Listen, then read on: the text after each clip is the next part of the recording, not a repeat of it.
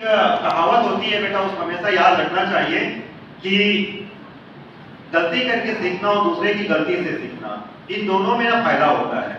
लेकिन ज्यादा फायदा क्या होता है पता है? दूसरे की गलती से सीख जाना।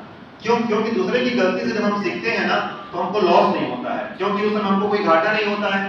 तो सबसे पहला चीज जो हम लोगों के अपने दिमाग में हम सब लोगों को डालना है, और मैं आप लोगों को ये बच्चियों और बच्चों को इसलिए नहीं बता रहा हूँ कि आप लोगों को खतरा है, मैं आप लोगों को इसलिए बता रहा हूं कि कल के दिन में जो मैं या हम लोग अपने उम्र के 30 साल के बाद शुरू किए हैं, वो लोग आप लोग आज से शुरू करना।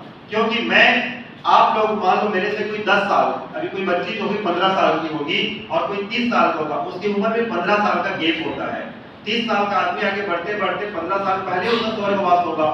तो जो बच्चे बैठे होते हैं ना बेटा, उनके पास ज्यादा समय होता है। तो आप लोगों को सबसे पहले क्या चीज करना है?